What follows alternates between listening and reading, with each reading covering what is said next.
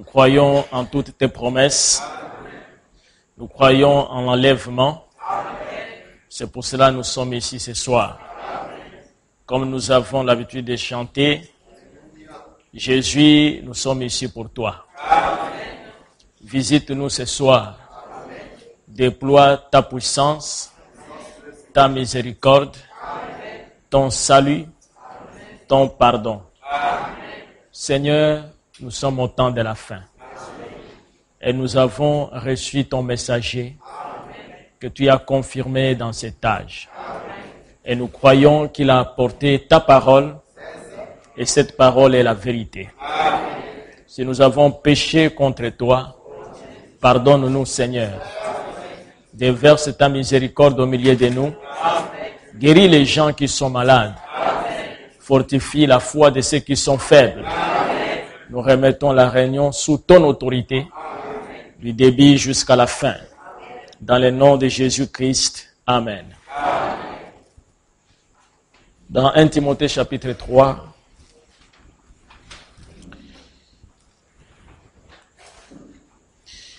verset 14. Je t'écris ces choses avec l'espérance d'aller bientôt vers toi. Mais afin que tu saches, si je tarde, comment il faut se conduire dans la maison de Dieu, qui est l'église du Dieu vivant, la colonne et l'appui de la vérité. Et sans contredit, le mystère de la piété est grand. Celui qui a été manifesté en chair, justifié par l'Esprit, vu des anges, prêché aux gentils, cru dans le monde, élevé dans la gloire. Que le Seigneur ajoute la bénédiction à l'étude de sa parole. Vous pouvez vous asseoir. Nous sommes en train de parler sur les mystères de la piété. Amen.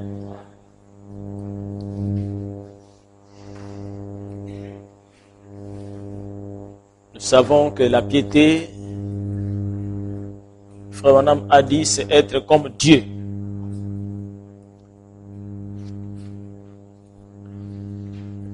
Dans le message,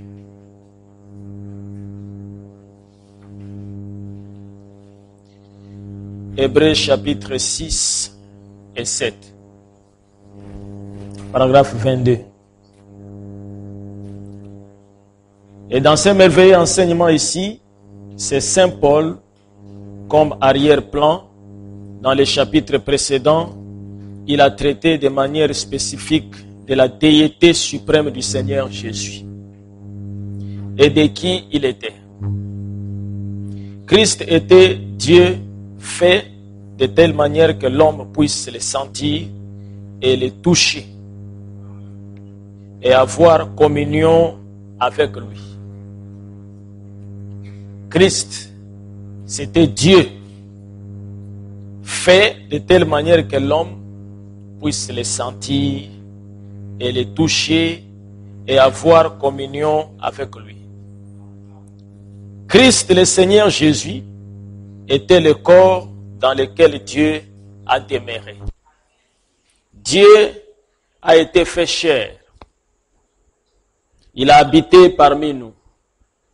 1 Timothée 3,16, sans contredit, le mystère de la piété est grand. Car Dieu a été manifesté en chair. Pourquoi Dieu a été manifesté en chair? C'est pour que nous puissions communier avec lui, pour que nous puissions le toucher, pour que nous puissions le voir. Parce que la Bible dit, personne n'a jamais vu Dieu. Mais Dieu a voulu se manifester afin de pouvoir être en communion avec son peuple ou avec son église épouse. Et nous avons vu que dans Genèse, il s'est manifesté pour la première fois. Il a créé l'homme à son image, n'est-ce pas? Et l'image qui était et qui ressemblait à Dieu, ce n'était pas ce corps. Ce corps ici, c'est à l'image de l'animal. Mais il y avait un corps théophorique qui était à l'image de Dieu, Et ce corps-là était Dieu. Ce corps-là ne pouvait pas pécher. Amen. Parce que dans ce corps-là, Adam n'avait pas les désirs sexuels. Vous ne pouvez pas avoir les désirs sexuels dans ce corps. C'est un corps théophanique. C'est un corps parole. Et pour qu'il puisse manifester ses attributs, nous avons vu qu'il a pris le corps qu'il avait créé dans Genèse chapitre 1. Il a placé ce corps-là dans l'homme de Genèse chapitre 2. Parce qu'il est dit, il créa l'homme à son image. Et dans Genèse 2, il est dit, il forma l'homme de la poussière de la terre. Donc il a pris cet homme-là, il l'a placé dans la poussière de la terre. Et c'est quand il était dans la poussière de la terre qu'il a péché. Amen. C'était un grand mystère. Et nous voyons que Dieu, pour racheter cet homme-là, les ramener encore dans sa première condition, la condition originelle. Dieu ne pouvait pas envoyer un autre homme pour venir racheter cet homme-là. Parce que ce n'est pas cet homme-là qui a péché. Amen. Frère Branham dit que vous ne pouvez pas répondre pour le péché d'Adam. Oui, nous avons péché par représentation. Mais si c'est toi qui commets l'adultère, on ne viendra pas me juger pour ton adultère. Amen. L'âme qui pêche, c'est celle-là qui mourra. Donc nous voyons, Jésus est venu, il était Dieu. Il était 100% Dieu, il était 100% homme. Jésus était 100% homme. Donc tout ce que vous êtes, tout ce que l'homme est, Jésus l'était. Jésus était capable de se marier et d'avoir les enfants. Amen. C'était un homme à 100%. Quand on le frappait, il avait mal. Comme vous avez mal. Amen. S'il devrait rester longtemps sur la terre, il allait vieillir, il allait avoir les rides, il aurait aussi une canne. Il était 100% homme. Et c'était la condition pour qu'on puisse l'accepter pour faire le rachat de l'homme qui avait péché. Parce que dans la loi de la rédemption, l'une des conditions était que les racheteurs devraient être parents de celui qui avait péché. Et ils devraient être consanguins. C'est-à-dire que c'est du côté du Père que vient le sang. C'est pour cela que Jésus devrait être homme à 100%, la raison pour laquelle l'apôtre Paul a dit qu'il était le second Adam. Parce qu'il était exactement comme Adam dans la chair. Mais cet homme de Jésus était 100% Dieu en esprit. Amen. Dans sa constitution, un corps a été formé par Marie et le jour de son baptême, le Dieu qui habite dans le ciel est venu et il a pris forme dans ce corps, dans sa plénitude. Et quand il est entré en Jésus, au ciel, il n'y avait plus de Dieu. Tout était sur la terre. Dieu était sur la terre. Amen. Il n'y avait pas une autre partie de Dieu quelque part. Tout Dieu était dans l'homme. C'est pour cela que l'apôtre Paul dit que la plénitude de la divinité a habité corporellement en Jésus-Christ. La plénitude de la divinité a habité corporellement en Jésus-Christ. Quand il dit que cela a habité corporellement en Jésus-Christ, c'est que Jésus-Christ était une habitation. Il était une demeure dans laquelle se trouvait la plénitude de la divinité. Amen. Celui qui est mort à la croix pour notre péché, c'est Jésus. Ce n'était pas Dieu. Parce que Dieu ne peut pas mourir. Amen. Et c'est un grand mystère. C'est pour ça que nous sommes en train d'étudier ça. Le mystère de la piété. Le mystère de la piété. C'est-à-dire que c'est une vérité divine, mais qui n'est pas à la portée de tout le monde. Mais nous avons reçu la promesse, selon Apocalypse 10, 7, mais qu'au jour de la voix du 7e ange, tous les mystères de Dieu devraient être révélés. Et Frère Branham dit, les grands Jéhovah, Hébreux chapitre 6 et 7, 23, les grands Jéhovah est descendu et a été rendu tangible en vivant dans le corps de son propre Fils, faisant ses déclarations et réconciliant le monde avec lui-même. Dieu n'était rien, Christ n'était rien de moins que Dieu, et Dieu n'était rien de moins que Christ. Les deux ensemble ont constitué corporellement les divins. Dites Amen. Quand il est venu tabernacler en Jésus dans sa plénitude, il ne fallait plus les dissocier. Quand vous croyez en Jésus, vous croyez en Dieu. Quand vous rejetez Jésus, vous rejetez Dieu. Il n'y avait plus moyen de dire que non, moi je crois le Dieu qui s'est révélé à Moïse, mais je ne connais pas qui est Jésus. C'est ça le mystère qui a fait que les Juifs ont rejeté Jésus. Parce qu'ils ne connaissaient pas ce mystère de la piété. Que Dieu a été manifesté en chair, vu des anges, prêché aux gentils. Les deux ensemble ont constitué corporellement le divin. Abaissé pour un peu de temps au-dessous des anges, afin qu'ils puissent souffrir. Les anges ne peuvent pas souffrir.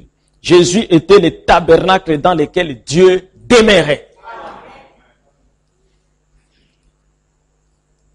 Amen.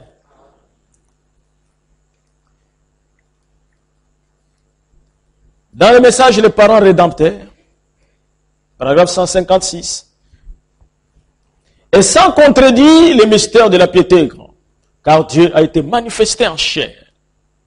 Dieu. Au commencement était la parole, et la parole était avec Dieu, et la parole était Dieu, et la parole a été faite chair. La parole devenue un être humain, devint un parent. Amen. Dieu est devenu un parent quand il devient un homme. Si il ne devient pas un homme, il n'est pas votre parent. Amen. Il n'est pas votre parent. Mais pour qu'il soit parent, il fallait qu'il soit homme. La parole devenue un être humain devint un parent. Il s'est fait homme.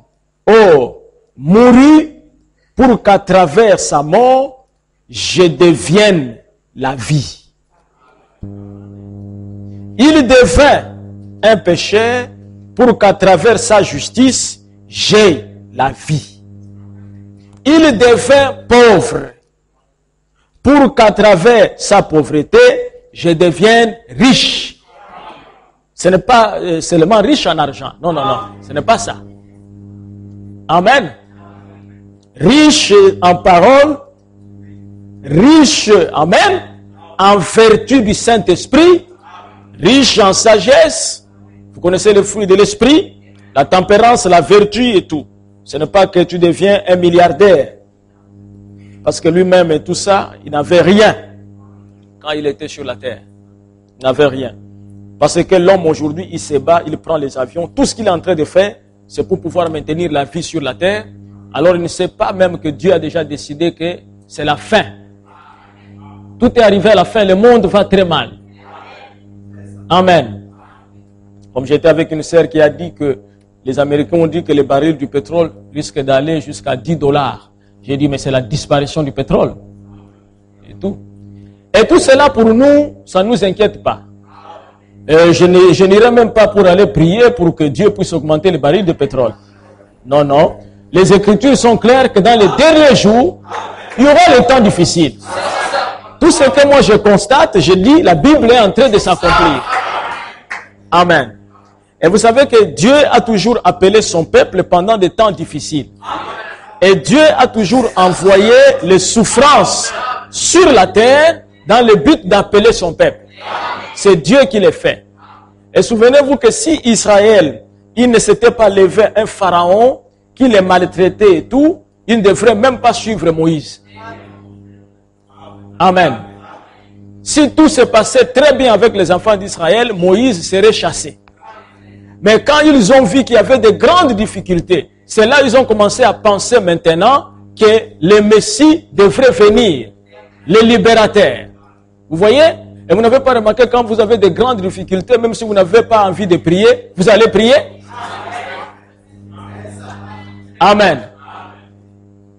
Dieu appelle ses enfants par les souffrances et les difficultés.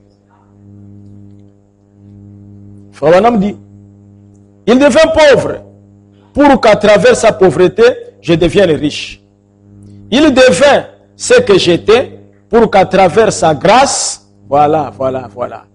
Il devint ce que j'étais, il devient ce que j'étais. Tu étais quoi? Ou j'étais qui avant? J'étais pécheur.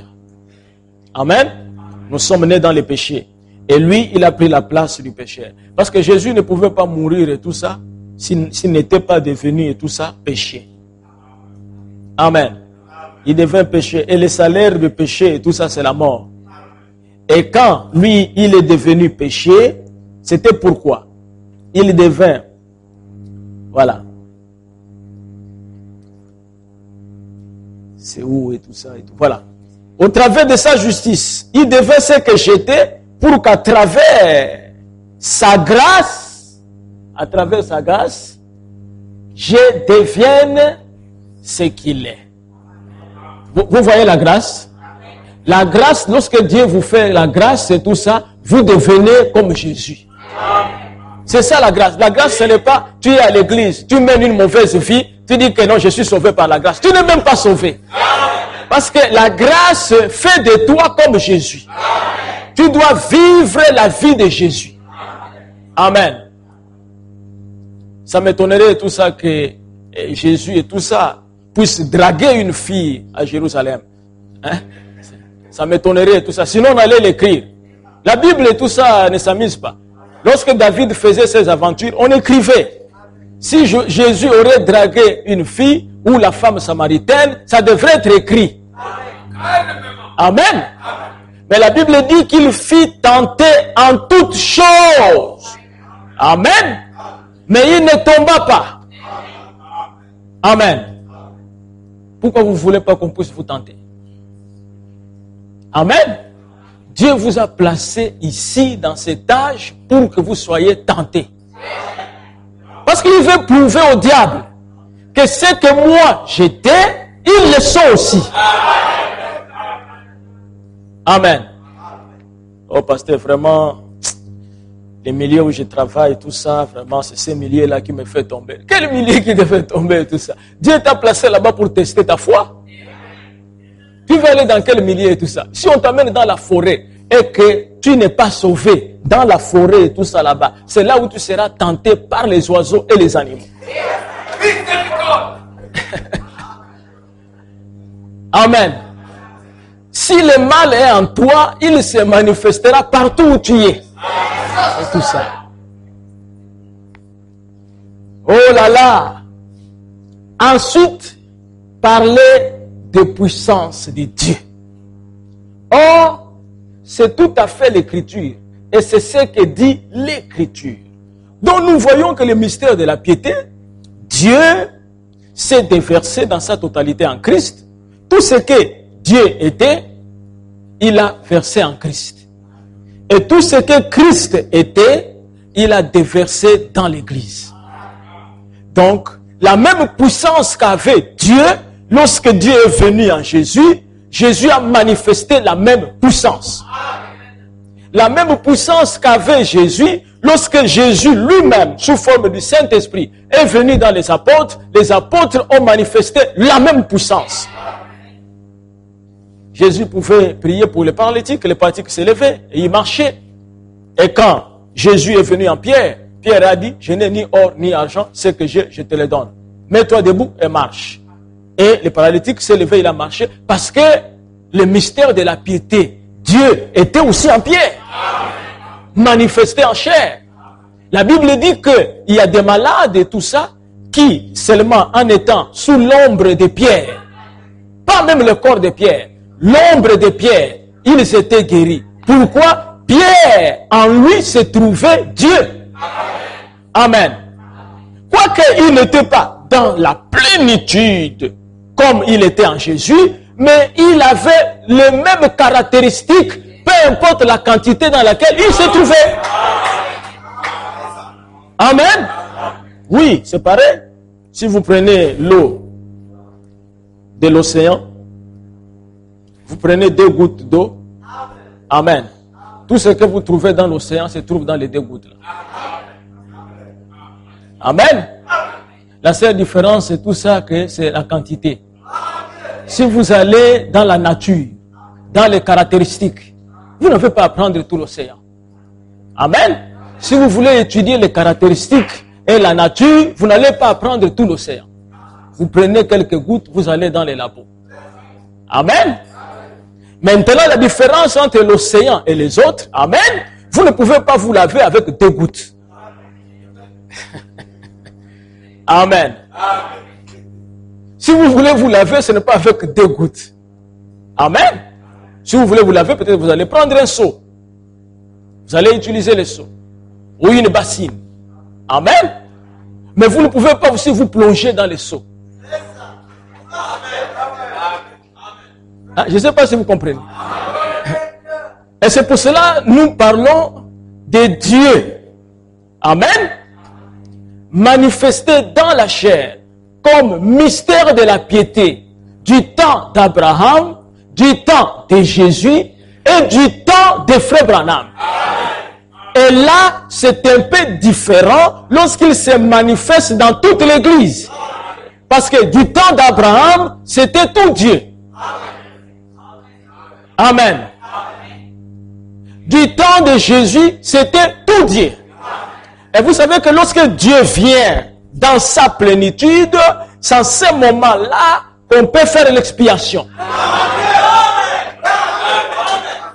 Dites Amen. C'est en ce moment-là qu'on fait l'expiation. Remarquez que lorsqu'il est arrivé du temps d'Abraham, il a fait l'expiation. Pour l'autre. Amen. Parce que Dieu était dans la chair. Et Abraham est allé pour intercéder. Et Dieu a fait l'expiation. La parole faite chair fait l'expiation. Amen. Et quand il est venu en Jésus, dans la chair, il a fait l'expiation. Amen. Et au temps de la fin, il n'y a pas d'expiation en dehors de Luc 17, 30. Mais c'est la vérité, frère. Amen. Ce mystère de la piété, c'est un grand mystère que Jésus l'a révélé à Jean après sa mort et sa résurrection dans les livres d'Apocalypse.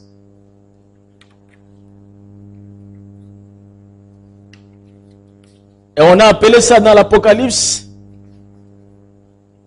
le 7e sceau. Le mystère des mystères. Ne dormez pas. Amen. Le 7e sceau. Je vais d'abord lire une citation ici. Apocalypse chapitre 1. Puis ce même Dieu fut manifesté dans un corps né d'une vierge. Corps qu'il créa dans le sein de Marie.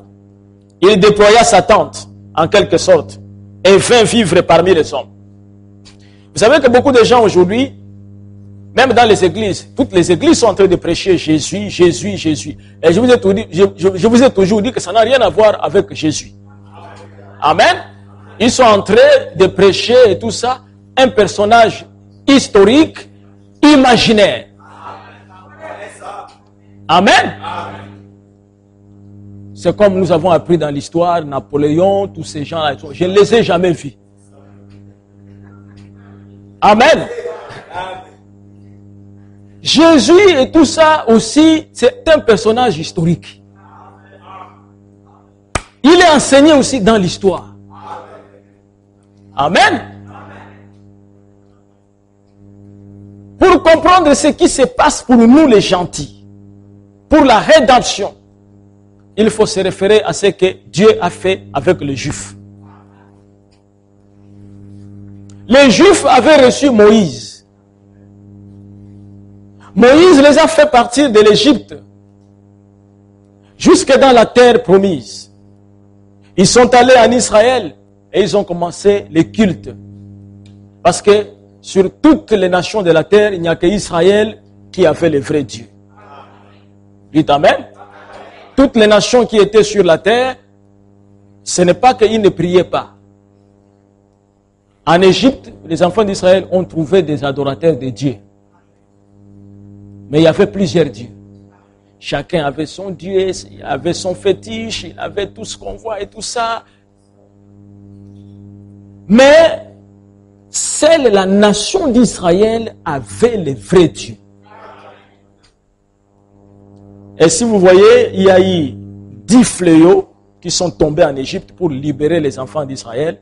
Et la Bible dit que Dieu a dit, je jugerai les dieux égyptiens par ces fléaux.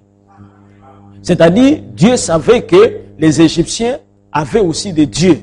Mais il voulait prouver que lui, il était plus puissant que tous ces dieux-là. Et la condition dans laquelle se trouvaient les Égyptiens à l'époque, c'est la condition dans laquelle se trouve le monde aujourd'hui. Vous comprenez?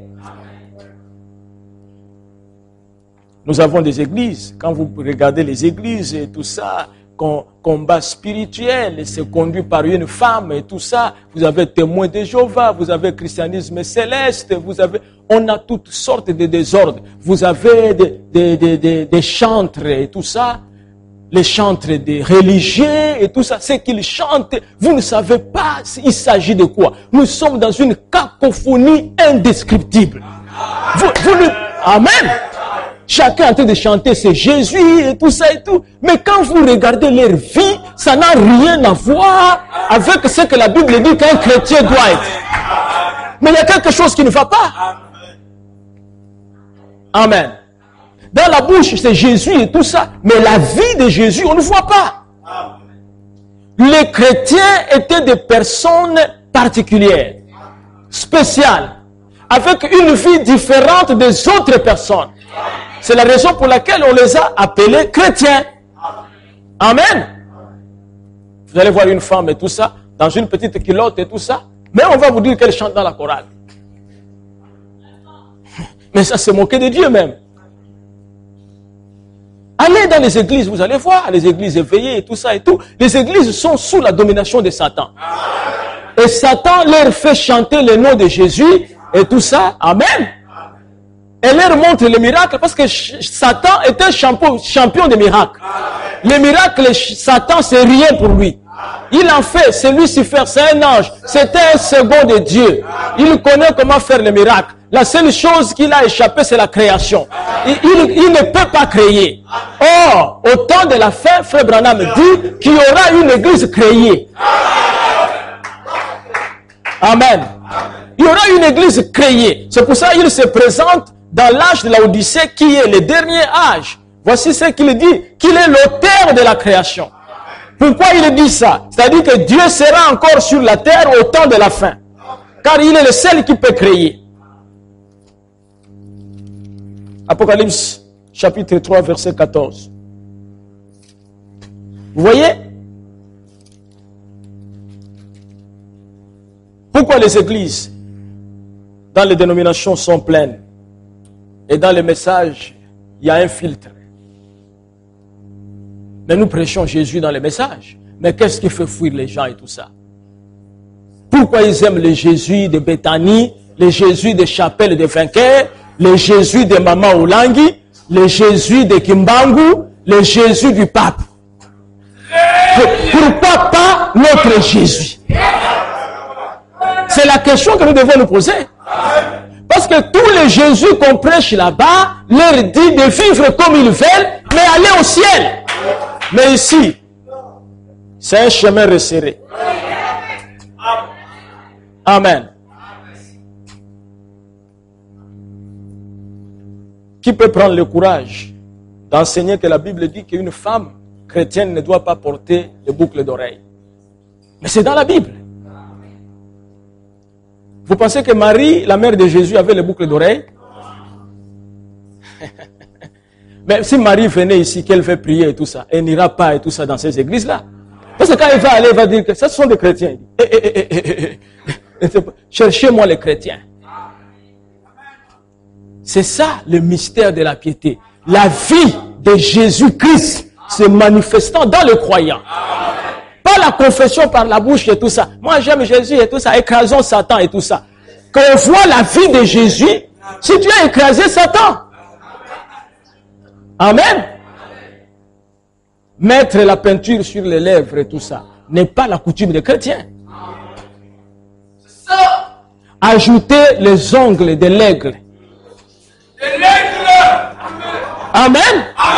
Une femme, vous voyez maintenant les ongles comme ça et tout ça. C'est-à-dire qu'elle chante à la gloire du Seigneur. Quelle gloire du Seigneur?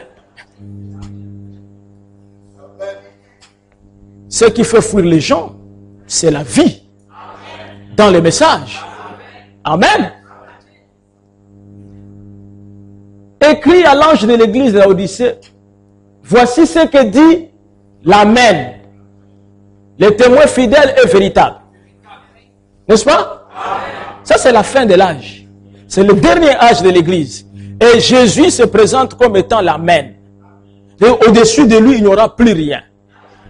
Et il est le témoin fidèle et véritable. C'est-à-dire, quand il vient dans le dernier âge, il va témoigner de la vérité de la parole. Cette parole-là est véritable. Le commencement de la création de Dieu. Voilà. Amen. Donc, au temps de la fin, Frère Branham dit, il se présente comme l'auteur de la création. Mais il s'agit de quelle créature? Amen. Dieu va créer l'église par la parole. Dites Amen. Lorsque vous venez et vous acceptez cette parole, il y a une création en vous. Amen. Et lorsque vous recevez ce corps théophanique, ce corps qu'il avait donné, qu'il avait créé au commencement, lorsqu'il a dit faisons l'homme à notre image, ce corps-là va vous amener à vaincre le corps de la chair. C'est ça le baptême du Saint-Esprit. Vous voyez? Donc nous remarquons ici que ce grand mystère de la piété qui a amené Jésus dans la chair, Frère Branham dit, le corps était Jésus. En Jésus habitait corporellement la plénitude de la divinité. Par conséquent, vous ne pouvez pas faire de lui trois personnes. Ne baptisez pas au nom de trois dieux, puisqu'il n'y a qu'un seul Dieu. Vous voyez? Un seul Dieu. Ainsi, ce même Dieu fit fait chair. Il dit, je viens de Dieu et je retourne à Dieu. Après qu'il ait disparu de la terre par sa mort, son ensevelissement, sa résurrection et son ascension, Paul le rencontra sur la route de Damas, alors qu'il était encore appelé Saul. Et une voix se fit entendre, Saul, Saul, pourquoi me persécutes-tu? Paul demanda, qui es-tu? Il répondit, je suis Jésus.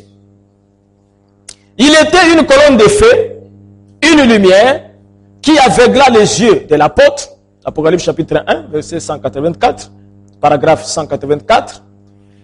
Il était une colonne de feu, une lumière qui aveugla les yeux de l'apôtre. Il était revenu à ce qu'il était. Le même Jésus était redevenu Dieu le Père. Amen. Quand il est sous forme de la colonne de feu qui est au-dessus de Frère Branham, il est Dieu le Père. Amen. Mais lorsqu'il veut maintenant communier avec son peuple, il faut qu'il vienne dans une chair. Et lorsqu'il est sous cette forme-là, et tout, c'est une forme mystérieuse. Il ne s'est pas révélé. Et si toi tu le crois sous cette forme-là et tout ça, amen, tu n'as pas la vraie foi. Je ne sais pas si vous comprenez. Parce que vous allez voir que les féticheurs croient aussi en Dieu. Le Dieu que les féticheurs croient et tout ça, c'est un Dieu esprit imaginaire. Mais pour que Dieu puisse reconnaître que vous êtes un croyant, que vous êtes un fils, c'est lorsque il vient vous visiter sous la forme d'un homme, afin de communier avec vous. Si vous le reconnaissez sous cette forme, vous êtes réellement le véritable fils de Dieu. Amen. Quiconque n'a pas reconnu Frère Branham dans cet âge, comme le prophète envoyé par Jésus-Christ. Amen. Lorsqu'il est en train de prier Jésus-Christ et tout ça, Jésus ne le connaît pas. Amen. Ça, c'est ce que les églises éveillées n'aiment pas. Ils disent, mais vraiment, vous exagérez, vous pensez que vous êtes les seuls, vous êtes dans la vérité et tout ça. Est-ce que la vérité se trouve avec plusieurs personnes à la fois? La vérité se trouve avec un homme dans chaque génération. On n'a jamais vu la vérité partout. Pilate avait posé la question à Jésus. Jésus lui avait dit que je suis venu pour rendre témoignage à la vérité. Pilate a dit, c'est quoi ça la vérité? Oui, Pilate, il était très étonné, il voulait savoir la vérité. Cet homme est venu rendre témoignage. La vérité, c'est quoi? Et Jésus dit, plus tard, je suis le chemin, la vérité et même la vie. Nul ne va au Père si ce n'est par moi. Si vous me connaissez, vous connaissez aussi mon Père. Dès maintenant, vous le connaissez et vous l'avez vu. Alléluia. Vous ne pouvez pas aller au Père si vous ne passez pas par moi. Vous ne pouvez pas connaître le Père si vous ne me connaissez pas. Mais si vous me connaissez, vous connaissez directement le Père.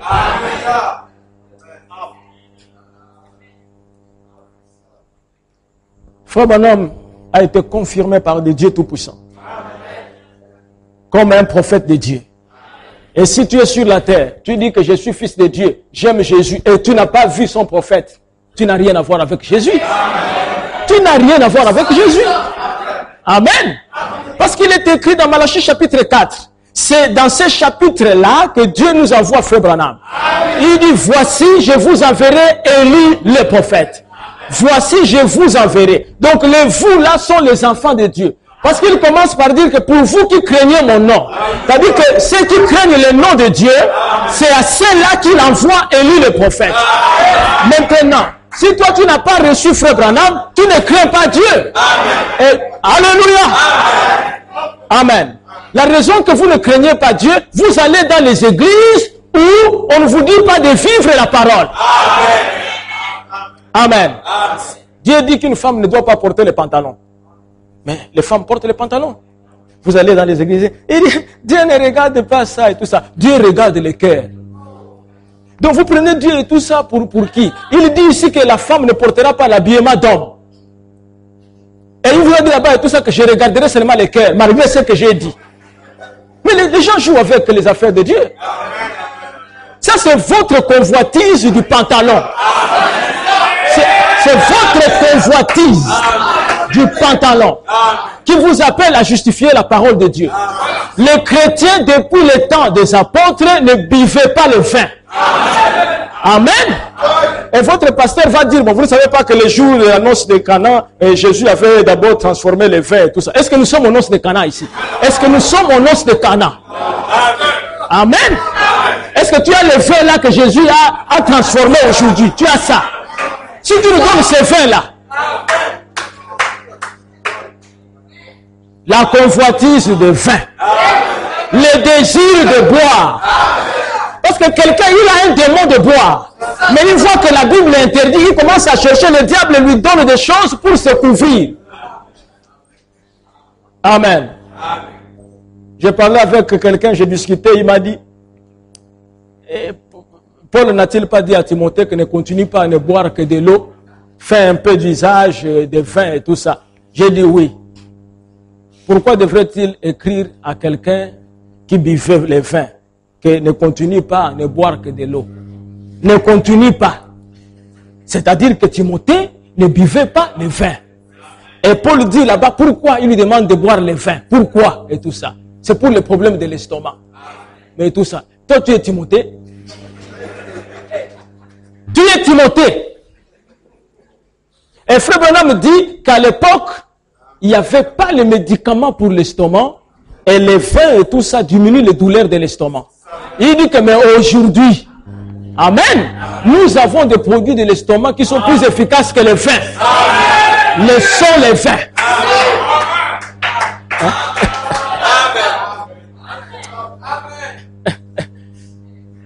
Amen. Et les autres disent que non. Et la Bible dit que buvez seulement un peu et tout ça. C'est où? Tu vois qu'ils aiment le vin. Amen. Ils aiment le vin. Les femmes mettent les peintures, les femmes mettent le rouge à lèvres, les femmes font tout ce qu'elles veulent. On dit et tout ça, faites-vous belle et tout ça comme Esther. Mais lorsque nous prenons la Bible nous montre que Esther n'a pas pris des choses de beauté. Lorsqu'on a donné à toutes ces filles les choses de beauté, Esther n'avait pas pris ça. Et vous mentez même au nom d'Esther. C'est ce qui fait que vous voyez, quand tu dis, ah, je suis branhamiste, je vais vieillir avec les longues jupes et tout ça. Moi, j'aime les jupes de bébé. Et tout ça. Tu portes ça et tout ça, les jambes dehors et tout ça et tout. On chante à la chorale. Non, mais écoutez, hein, ça, c'est jouer avec Dieu. Le temps là est fini, mais Dieu appelle ses enfants. Le message vient de Dieu. Vous comprenez bien, mes frères? C'est un message difficile. Même les sœurs qui sont ici, parce que ce sont les filles de Dieu. Ce n'est pas facile d'accepter le message de Frère Branham. Ce n'est pas facile. Il faut être connu d'avance par Dieu.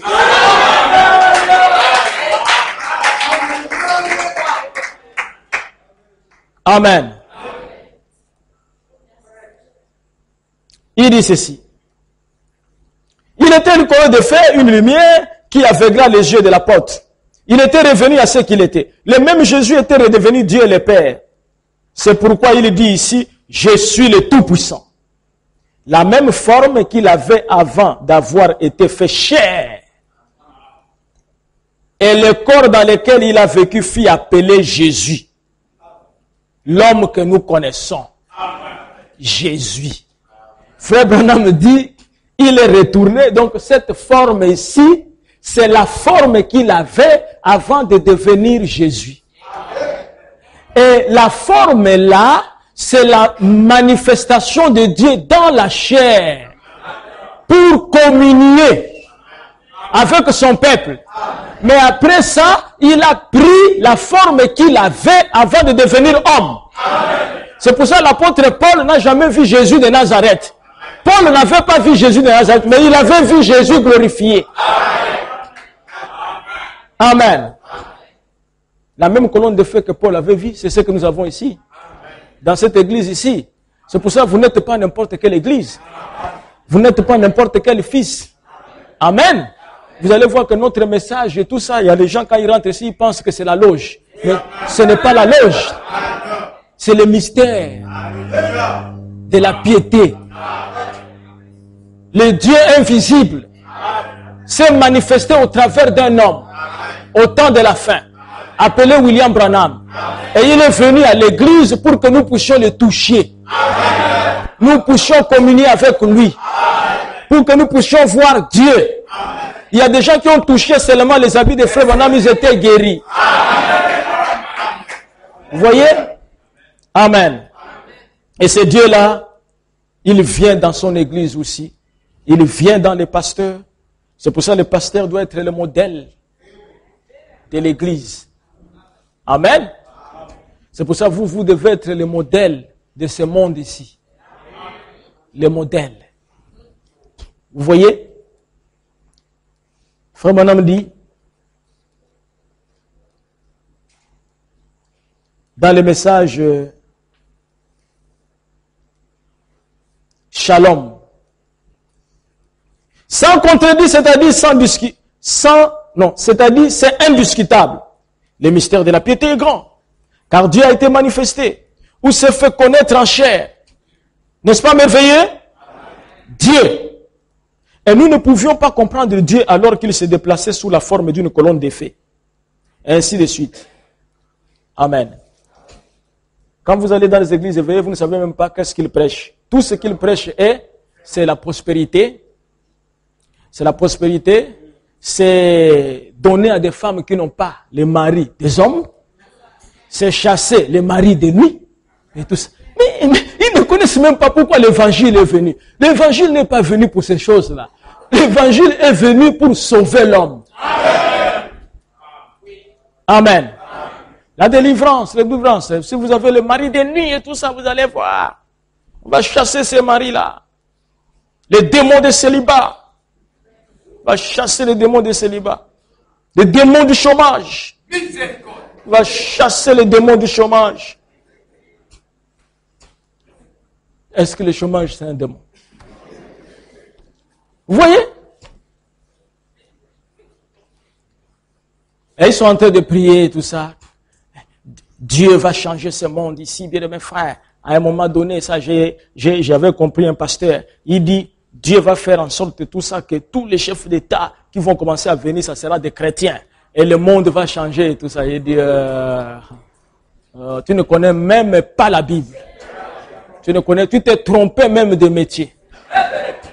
Amen. Les chrétiens ne sont pas dans les affaires politiques. Prenez la Bible, vous allez voir que personne n'était dans les affaires politiques. Amen. Les chrétiens s'occupaient uniquement de la parole. La politique et tout ça, ce n'est pas notre domaine. Frère Branham dit et tout ça, que le diable et tout ça œuvrent au travers de la politique, de la religion. Amen. Il a trois pouvoirs. Le pouvoir politique, religieux, démoniaque. C'est toujours le diable. Les francs-maçons et tout ça, le diable. La Rose-Croix, le diable. Maman Oulangi, vous entrez des choses là, le même diable. L'église catholique, le diable. Le diable.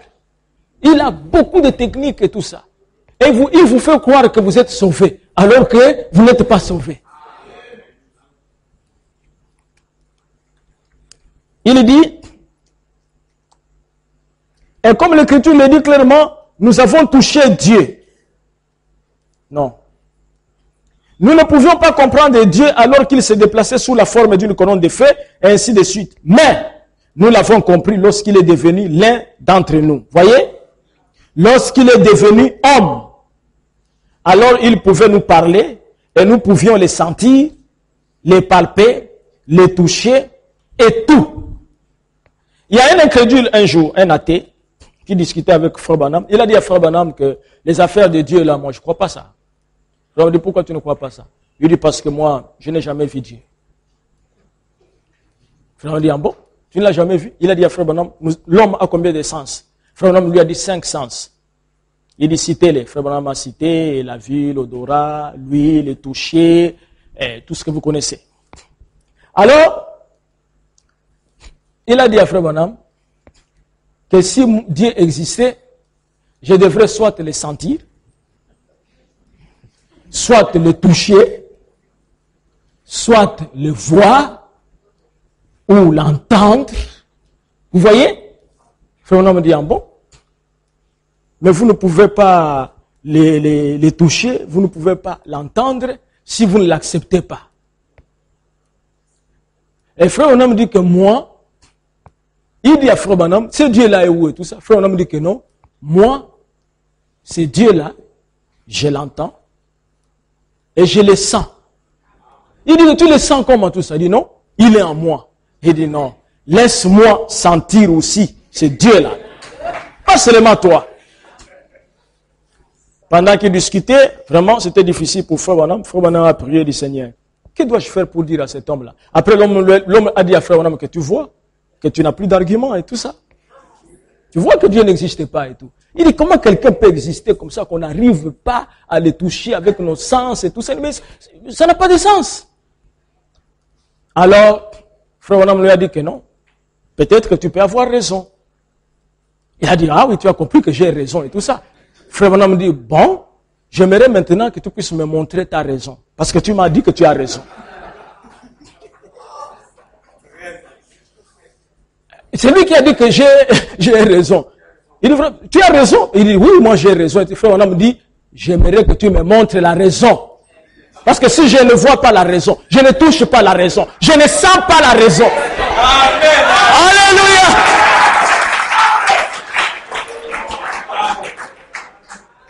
Et il était bloqué. Il dit, c'est de cette manière que Dieu est. Amen. Mais le mystère qu'il a oublié, lui, il voulait voir Dieu. Mais Dieu était là. Avec lui. Il voulait entendre Dieu. Dieu lui parlait. Quand Frère Branham parlait. C'est ça le mystère. Amen. Mais le monde sera surpris quand ils vont voir le jugement tomber sur la terre. Ils diront, oh, Seigneur, tu as parlé quand et tout ça, alors que Dieu parle ici. Dans la simplicité, au travers des hommes. Amen.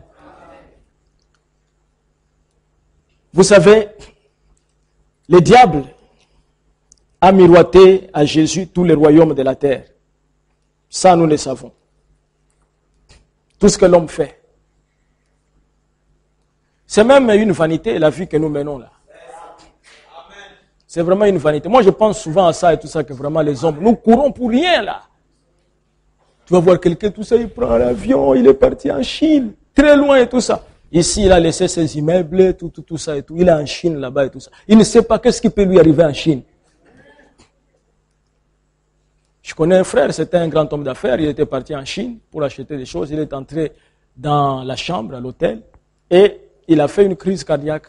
Il avait un malaise, il voulait prendre le téléphone et tout. Paf, c'est fini.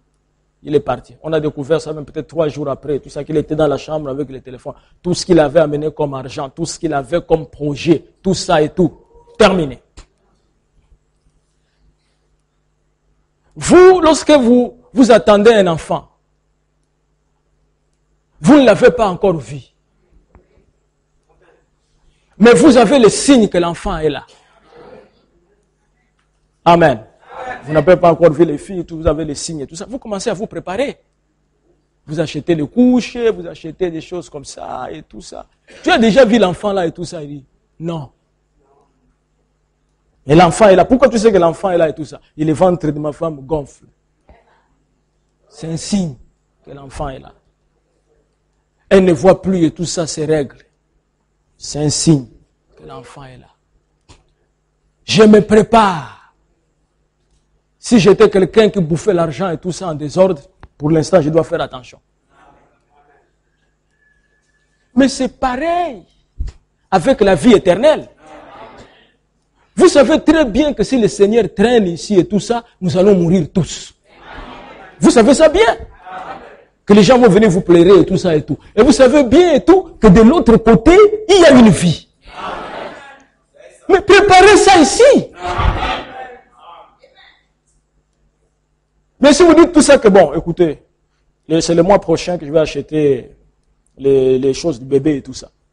La femme dit, chérie, achète tout ça vraiment et tout.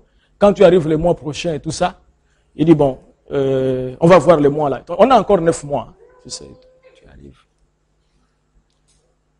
Jusqu'à ce que tu vas te retrouver et tout ça, il ne reste que 2 mois. Quand tu pars, tu prends les salaires là-bas et tout ça, tu arrives, on te donne la liste de ces choses, tu commences à regarder tout ça. Tu prends d'abord même 2 couches, après... Mais parce que toi, tu pensais que tu avais suffisamment de temps. Et c'est ce que nous faisons, nous, les Africains. Vous voyez? Bon, les Gabon, on va organiser la CAN, n'est-ce pas? Les travaux devraient déjà commencer, non? Mais les travaux ne sont pas là. Mais vous allez voir que si nous arrivons à 5 mois de la CAN, ou 4 mois, tu vas voir les engins partout. Boum! Boum!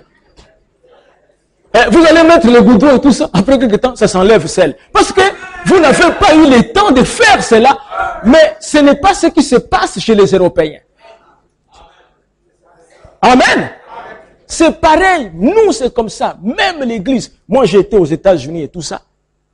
je n'ai pas vu les gens venir entrer pendant que le prédicateur est en train de prêcher. Non, je n'ai pas vu. Tout le monde était déjà là. Tu trouves dans leur voiture, ils sont déjà là et tout ça. Paf, le prédicateur arrive. Mais chez nous, non. Il peut regarder tout ça et dire 16 heures, oh, on a le temps. 17h30 et tout ça.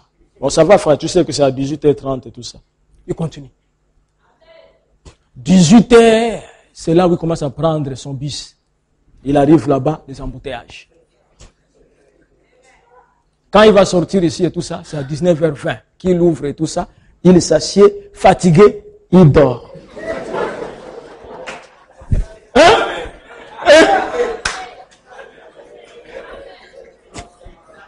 Hein? Nous devons nous préparer en conséquence. Moi, quand je viens ici à la chaire, j'ai pris le temps de préparer mon message. Ce n'est pas que je vais venir ici commencer à tâtonner, commencer à chercher. Non, monsieur.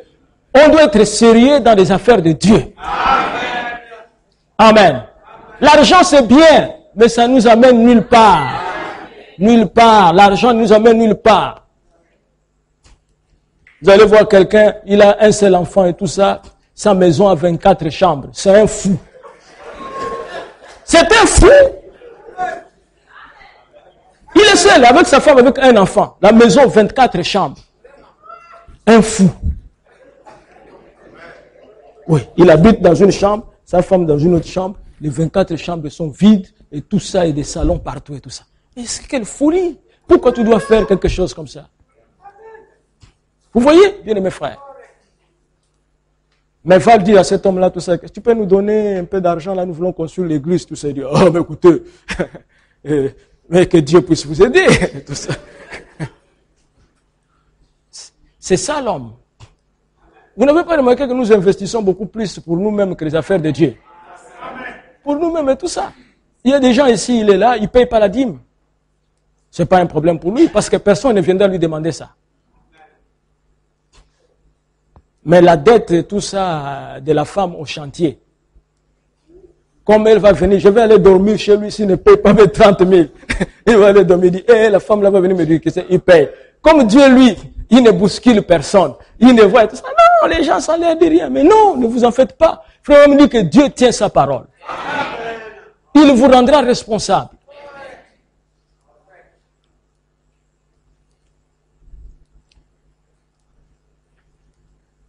Dans le message Shalom, Dieu est dans l'homme et il s'identifie aujourd'hui lui-même dans son église. Dieu s'identifie dans les chrétiens nés de nouveau, montrant qu'il reste Dieu. Et le monde à l'extérieur connaîtra Dieu uniquement alors qu'il verra Dieu en vous et en moi. Le monde extérieur connaîtra Dieu uniquement quand il verra Dieu en vous et en moi. Vous comprenez? Si ta vie est une pierre d'achoppement pour les païens, ils ne pourront jamais accepter le message. Ils ne pourront jamais accepter le message. Parce que tu dois avoir un bon témoignage. Tu dois avoir un bon caractère. Même dans les quartiers, il y a des gens qui doivent témoigner de toi. Ils disent non, l'homme là, il n'aime pas de problème, c'est un chrétien. Mais si dans les quartiers, c'est toi qui te bats avec la femme. Parce qu'il y a des frères ici et tout ça, il n'y a même pas l'harmonie dans les foyers. Il n'y a même pas l'harmonie. Vous les voyez qui sont mariés et tout ça, ils ne sont pas mariés. Ils vivent l'enfer avec la femme. À tel point que même la nuit, les pieds de la femme les touchent, ils jettent ça là. Et ils viennent que nous partons dans l'enlèvement. Oh. Non, frère. Le Saint-Esprit, c'est la présence de Jésus-Christ dans les croyants. Le Saint-Esprit. Amen. Et dès que vous l'avez, frère, si vous faites quelque chose qui est mauvais, vous n'avez pas la paix. Mais vous n'avez pas la paix. Amen. Même si le prédicateur n'a pas prêché ça, toi-même dans le cœur, tu sais que ça c'est mauvais.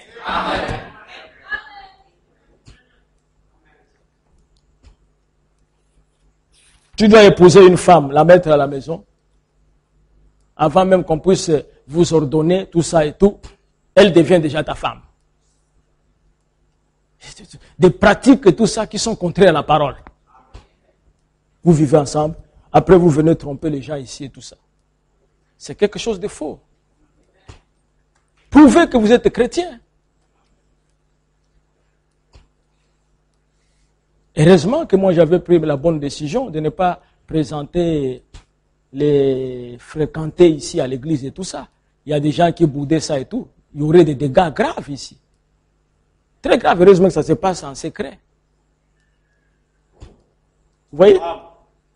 Une seule personne et tout ça qui peut fréquenter 4 personnes à la fois. Il est allé là-bas d'où ça n'a pas marché. Il est venu ici, ça n'a pas... Mais si on le présentait à tout moment, voilà maintenant. Après, ce n'est pas bon. On revient encore. Il est encore là avec Z. Après, je reviens, ce n'est pas bon. Il devrait être déjà l'actualité de Bethléem. Vous voyez? C'est pour cela qu'il faut avoir confiance au conducteur. La manière dont le Seigneur et tout ça nous conduisent. Si tu sens que tu ne peux pas te marier, ne te marie pas. Le mariage, ce n'est pas le salut. Et sœur, il ne faut pas te marier aussi parce que tu souffres. Tu penses que l'homme va t'aider et tout ça. Non, tu risques de souffrir plus. Vous devez vous marier parce que j'aime cette femme-là et la femme aime le garçon. Le mariage doit se baser sur l'amour. Uniquement sur l'amour. Non pas sur l'ethnie. Sur ces choses-là. Ça ne marchera pas. Parce que je suis de la Guinée, je dois aller prendre la femme de la Guinée. Parce que je suis et tout ça, ça ce n'est plus le message. Tu prends une sœur née de nouveau, un frère né de nouveau, c'est la condition. Et quand vous êtes fréquenté et que les frères commencent à te chercher pour pouvoir t'amener au lit et tout ça, sache qu'il n'est pas né de nouveau. Tu peux casser même cette affaire. Il n'est pas né de nouveau. Un homme né de nouveau, il respecte sa femme. Parce qu'elle sera la mère de mes enfants. Je ne vais pas l'amener partout, caché à l'hôtel, caché partout là, en tout, mais tout ça. Quand je vois les gens, je me cache. Ce n'est pas l'attitude d'un vrai homme. Je dois respecter ça. Et c'est pour ça que je disais aux frères, si vous voulez vous marier, vous vous préparez d'avance, afin que vos fiançailles ne puissent pas faire des siècles. Parce que quand ça fait des siècles, ça ouvre aussi la voie au péché. Et le monde à l'extérieur connaîtra Dieu uniquement alors qu'il verra Dieu en vous et en moi. C'est la seule façon qu'ils connaîtront Dieu. C'est lorsque nous sommes des lettres écrites, des lettres de l'écriture. Nous sommes lui de tous les hommes. Et la vie que nous menons reflète ce que nous avons à l'intérieur de nous. La vie que nous menons reflète ce que nous avons à l'intérieur de nous. Un homme est identifié par les œuvres qu'il fait. Ainsi, nos œuvres doivent être bonnes. Voyez-vous? Toujours bonnes. Parce que nous représentons notre Seigneur Jésus-Christ. N'est-ce pas? Nous représentons notre Seigneur Jésus-Christ. Et comment pouvez-vous représenter Jésus-Christ? C'est être comme Jésus-Christ.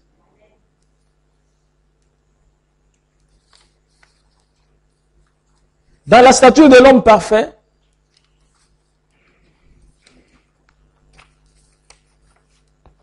le prophète de Dieu dit ceci.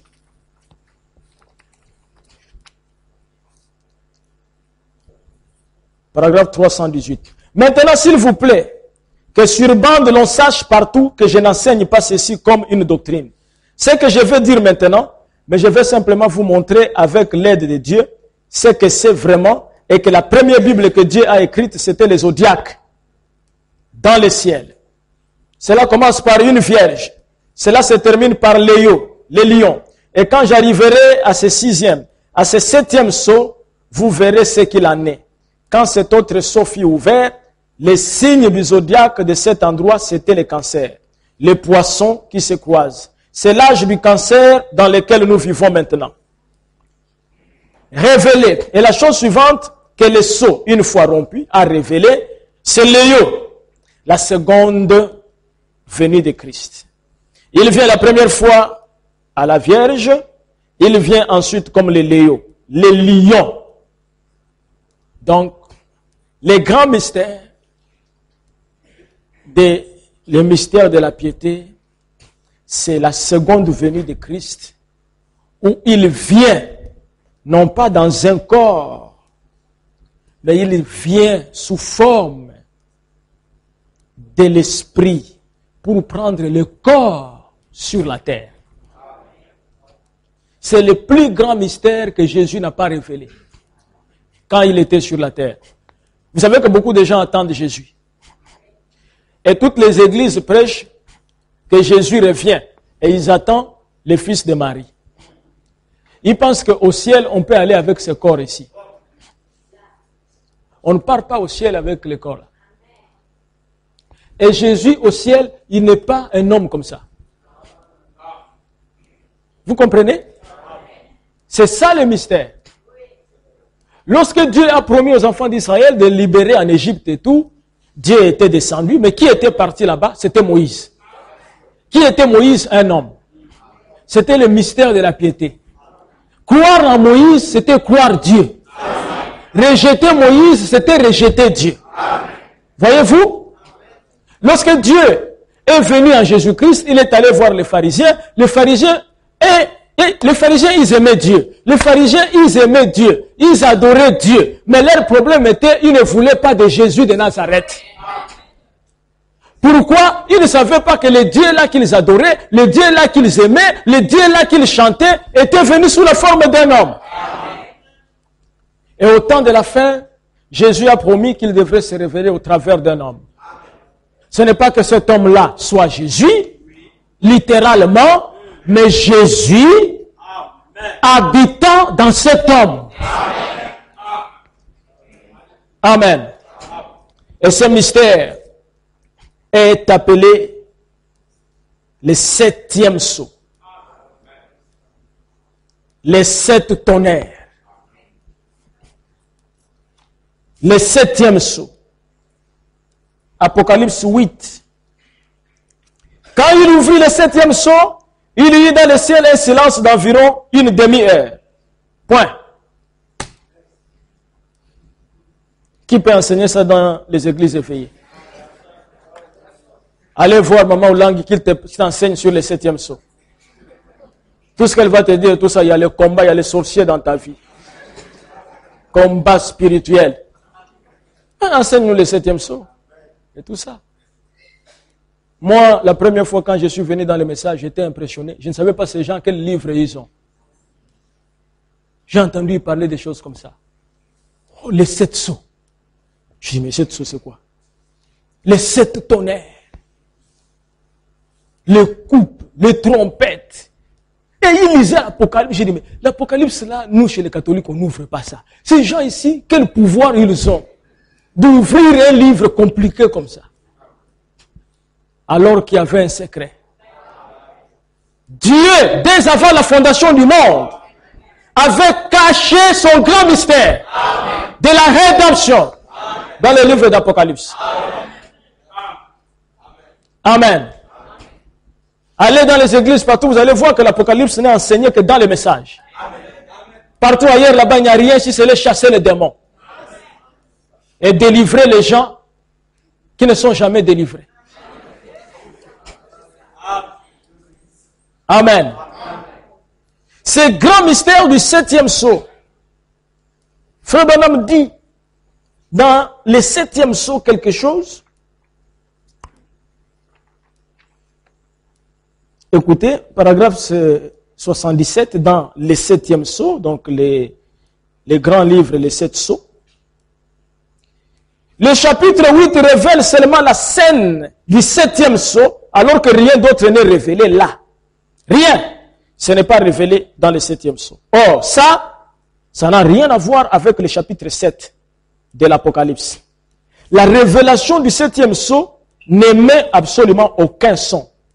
Et si seulement j'avais le temps, je vais prendre quelques passages pour essayer de vous montrer. Dès le commencement dans la Genèse, c'est 7e sceau. Ce 7e sceau, il en est question. Depuis le tout début dans la Genèse, je crois que j'avais prêché ça ici. Je vous ai montré dans la Genèse le 7e sceau. Frère Branham dit qu'il y a question du 7e sceau dans la Genèse. Comment pouvons-nous comprendre ça? Parce que quand il ouvrit le 7e sceau, il y eut un silence. Donc rien n'a été révélé concernant le 7e sceau. Frère Branham dit, depuis la Genèse, au commencement, il est parlé du 7e sceau. Mais où avons-nous trouvé le 7e sceau? Dans la création. Amen. Chaque jour que Dieu a créé, amen, on disait, Dieu vit que tout cela était bon. Il y eut un soir et il y eut un matin. Il y eut un soir et il y eut un matin. Tous les jours. Et il n'y a qu'un seul jour. Amen. Où il nous est dit, et le 7e jour, Dieu se reposa. Et Dieu sanctifia le 7e jour. Amen. Frère Branham dit, là-bas, les sceaux ont pris forme progressivement, 79. Vous vous souvenez ce matin, n'avons-nous pas montré comment ces choses se sont, allons-y, comment ces choses se sont succédées, comment ces choses se sont succédées, et regardez bien ce soir, nous montrons la succession. Et vous voyez, quand on arrive au 7e sceau, qu'il y a rupture de continuité. N'est-ce pas? Donc, tous les sceaux, c'est presque la même chose qui continue. Quand on arrive au 7e, ce n'est plus la même chose, il y a rupture. Et quand nous prenons la création, c'est Dieu qui créa. Il créa les cieux et la terre. Il créa, il dit que la lumière soit. Il fait ceci, il créa l'homme. Tous les jours et tout ça, c'était la création. Le 7e jour, on ne dit rien. Et on dit Dieu se reposa. Amen.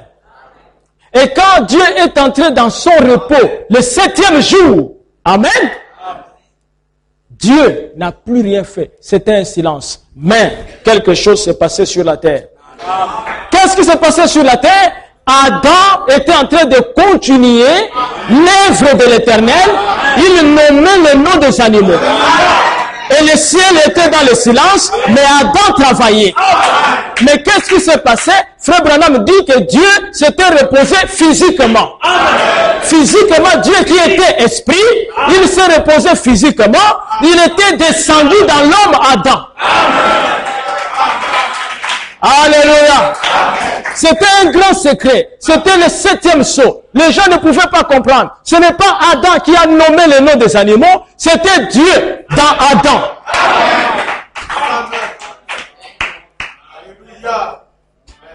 Amen. Jésus-Christ lui-même, il a parlé du temps de la fin. Et quand il est arrivé, il a parlé de tous les 6 des sceaux. Quand il en est arrivé au 7e, il s'est arrêté. Voilà, voyez, c'est quelque chose de très important. Le 7e sceau renferme même le mystère de l'enlèvement. Il est très important. Amen. Et lorsque Dieu rencontre Moïse sur le mont Sinaï, il donne à Moïse les 10 commandements. Et Dieu va dire à Moïse et tout, vous travaillerez pendant 6 jours.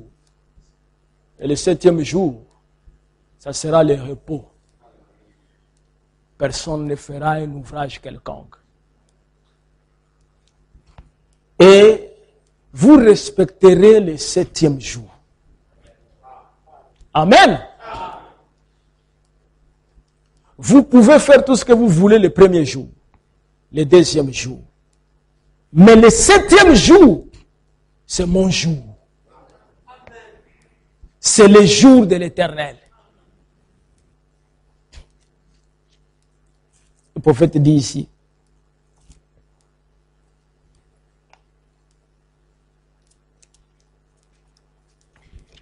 dans le message,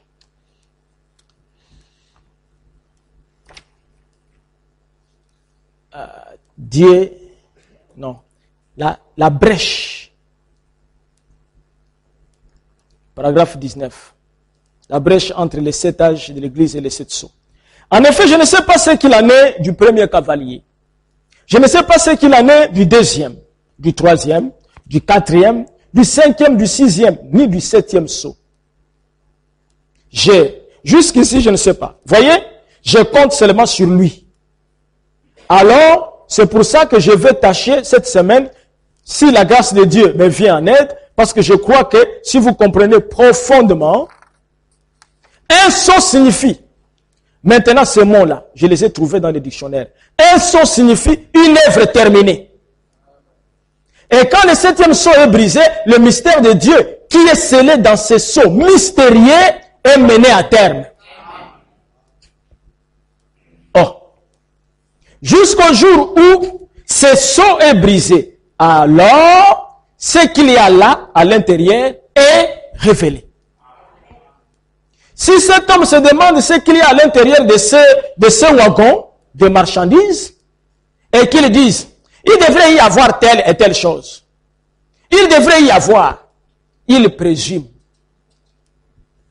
On a là-bas un wagon de marchandises dans un train. Un monsieur arrive là-bas et tout ça. On lui pose la question, qu'est-ce qu'il trouve dans les wagons là et tout ça? Il dit, ce sont des bonbons. Il dit, oh, est-ce que tu as vu ça et tout ça? Il dit, non, je crois peut-être que ce sont les habits. Il dit, non, ce sont des boîtes de conserve. Ce monsieur, tout ce qu'il est en train de dire, il présume. C'est-à-dire, il parle sans autorité. N'est-ce pas? La seule personne qui peut nous dire qu'est-ce qui se trouve là-bas, dans les wagons et tout ça, c'est la personne qui avait chargé les wagons.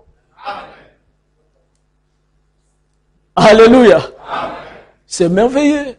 Donc, le 7e sceau, il n'y a que Dieu qui connaît ça. Jésus ne connaissait pas ça. En tant que fils, les anges ne connaissent pas ça. Amen. Il n'y a que Dieu lui-même qui connaît ce qui se trouve dans le 7e sceau. Il nous a seulement dit qu'il y avait un silence, ne dormez pas, ne dormez pas. Il y avait un silence d'environ une demi-heure. Voyez? C'est tout ce qu'il nous est dit. Écoutez ici, je crois que je vais m'arrêter ici. On ne peut pas aller très longtemps, mais je vais quand même lire ça. C'est très important. 71. Il devait y avoir telle et telle chose. Il devrait y avoir. Il présume. Mais quand le sceau est brisé et que la porte est ouverte, alors on voit dedans et on voit exactement ce qu'il y a à l'intérieur. Vous dites Amen? Maintenant, qu'est-ce qui se passe? Celui qui a chargé le wagon, il connaît ce qui se trouve dedans. Mais il a envoyé ça à une destination. Ça part de Libreville pour aller à Mwanda. Amen. Et celui qui est à Mwanda, amen, pour qu'il puisse briser les wagons et montrer aux gens qu'est-ce qui se trouve là-bas, il faut qu'il soit en contact avec celui qui est à Libreville. Alléluia. Le 7e sceau ne concerne pas le ciel. Parce que dans le ciel, il y a un silence. Le 7e sceau, ce sont les affaires de la terre. Alléluia. Le mystère de la piété est grand. Amen. Mais or, le 7e sceau, amen, il y a un silence dans le ciel. Dieu seul connaît ce qui se trouve dans le 7e sceau. Mais le 7e sceau, ce sont les événements de la terre. Et Dieu doit avoir quelqu'un sur la terre, vous dites Amen, qui sera en communication avec lui, afin que cette personne sache ce qui se trouve dans le 7e sceau. Alléluia. Dans le message Apocalypse chapitre 5, Frère Branham dit que le 7e sceau, lorsqu'il est ouvert, il se trouve dans Apocalypse 10. Vous voyez l'événement? Dans Apocalypse 10, il y a un ange qui vient du ciel. Et l'ange qui vient du ciel, c'est Dieu lui-même. Et frère, on a dit que souvenez-vous, mes amis, Pendant que cet ange vient du ciel, le 7e ange est sur la terre. Parce que, alléluia, mais c'est merveilleux. Parce qu'il n'y a pas moyen de réceptionner les wagons s'il n'y a pas quelqu'un en mandat. Qui va prendre les wagons? Amen. Pour envoyer les wagons là-bas à Mwanda, il doit se rassurer que son agent est à Mwanda. Amen.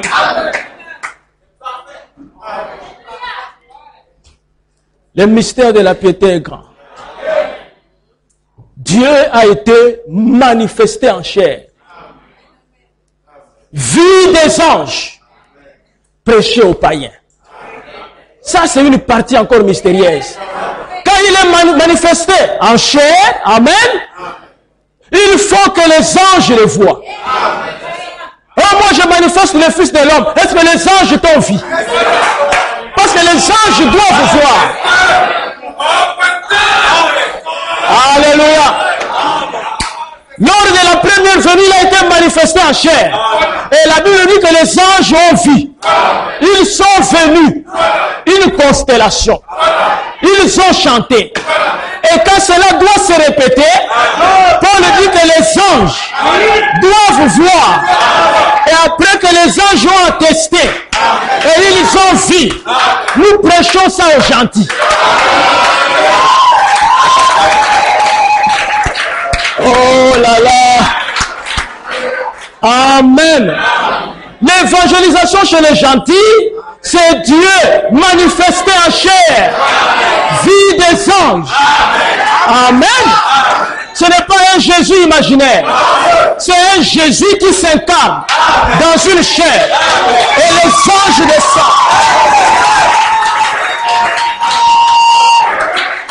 Hein, mes frères. Amen. Le 28 février 1963, c'était une constellation des anges. Mais qui était sur la montagne? William Branham. Les anges sont venus voir comment Dieu va se manifester en chair. Les anges.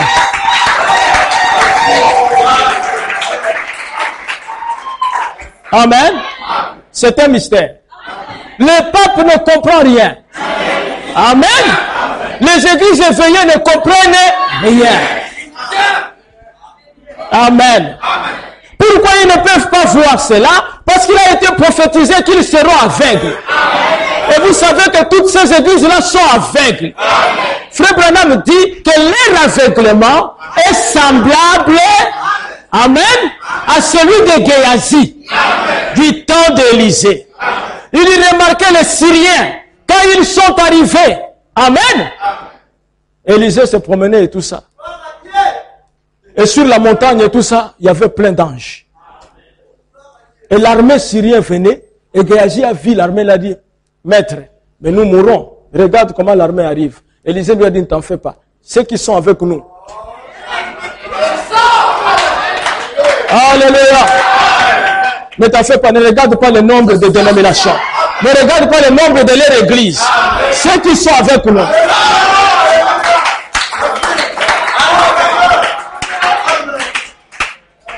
Amen. Ceux qui sont avec nous, ils sont plus nombreux. Frère Branham dit, et Élisée pria, il dit, oh Dieu, ouvre les yeux de ces garçons. Il avait les yeux ouverts.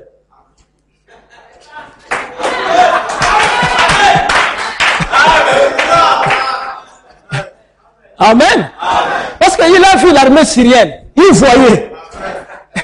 Élisée lui dit, ouvre les yeux de ces garçons. Amen. Frère Branham dit, nous avons des yeux surnaturels. C'est ces yeux surnaturels que vous avez utilisés pour voir que Frère Branham est un vrai prophète. Amen. Dieu vous a donné les yeux surnaturels. Malgré tous ces gens qui se promènent au nom de Dieu, vous avez vu Frère Branham que c'est un vrai prophète. Et quand il a ouvert les yeux, Géasi a regardé, il a dit, gloire au Seigneur. Maintenant, quand l'armée syrienne est arrivée, Élisée leur a dit, vous cherchez qui? Ils ont dit, nous cherchons Élisée. Les camps d'Israël. Il dit, ah, venez, je vais vous amener là où il est. Frère Branham dit que leur aveuglement consistait à ne pas voir Élisée. Oh là là! Amen! Ne pas voir Élisée, ne pas voir le camp d'Israël. Et aujourd'hui, au temps de la fin, toutes les églises éveillées et les églises catholiques sont aveuglées. Et leur aveuglement consiste à ne pas voir Frère Branham. Vous me dites amen? Ils peuvent tout voir. Ils peuvent voir Marie. Ils peuvent voir Jésus. Ils peuvent voir... Alléluia. Amen. Parce que ce qui était important, c'est de voir Élisée. Et nous vivons en ces jours-là. Écoutez, je vais lire là-bas et tout ça. Ça, c'est très bien. Je remercie Dieu pour nous avoir choisis dans cet âge. Vous savez, nous devons être fiers d'être fils de Dieu. Amen. Notre vie doit parler. Notre vie doit être la sainteté. Même votre manière de vous habiller, sœur.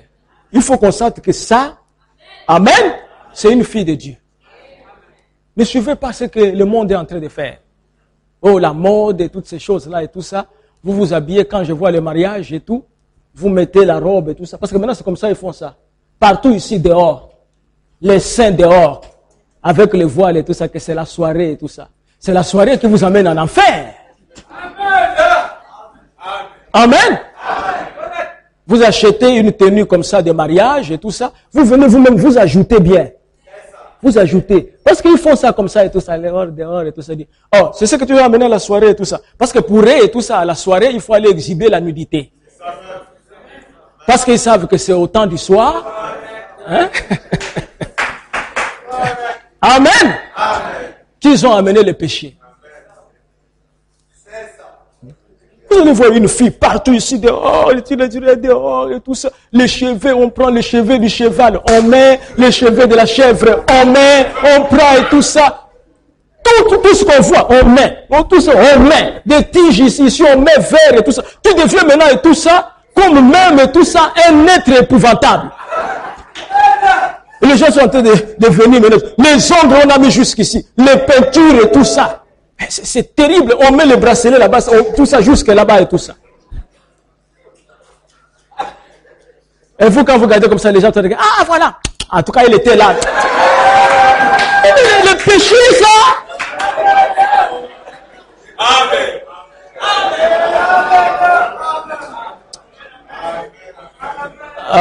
Vous n'avez pas le filtre d'un homme qui réfléchit. Amen.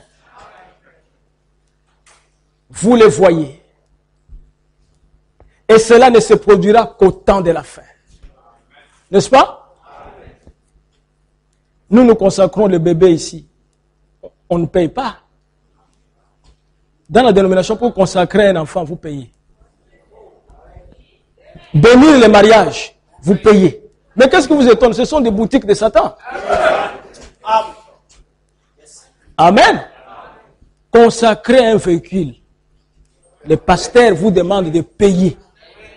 Consacrer la maison, vous payez. Le baptême, vous payez. Tout ça. Ils font payer les gens et tout ça, parce qu'ils savent qu'au ciel, ils ne vont pas aller. Mais oui! Il dit, nous profitons pour nous ici. Ce sont des aveugles. Et tout ça et tout. Vous, est-ce que vous avez vu un service comme ça et tout? Pour aller rencontrer le pasteur, vous payez la consultation.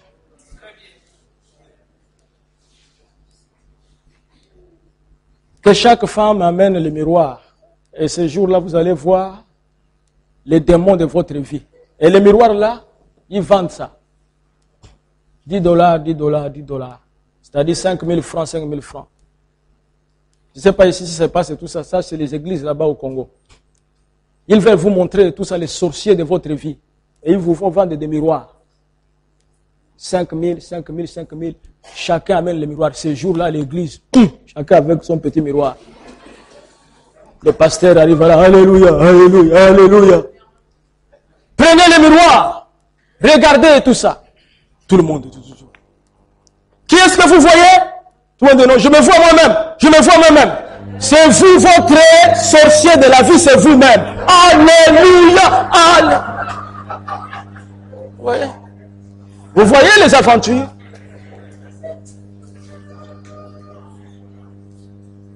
Tous les élèves qui vont passer le bac et tout ça, amenez vos stylos, le pasteur va prier et tout ça. Et vous mettez dedans et tout ça, 5000.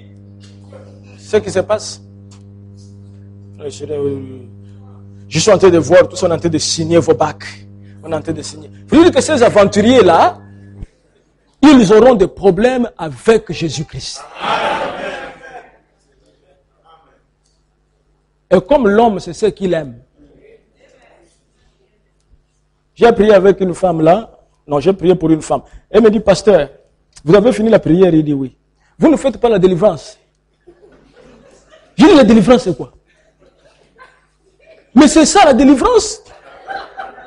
Tu m'as dit que tu es malade, non? Jésus a dit de prier pour les malades.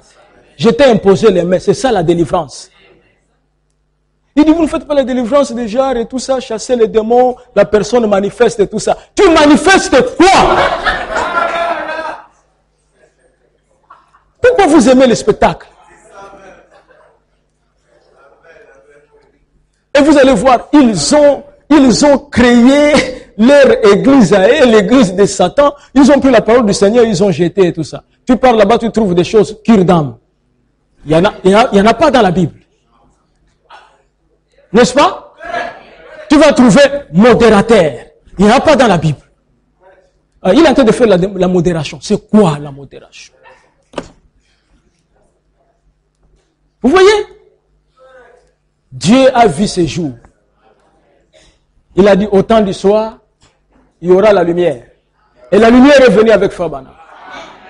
Et les gens ne veulent pas entendre parler de nous à cause de Frère Branham.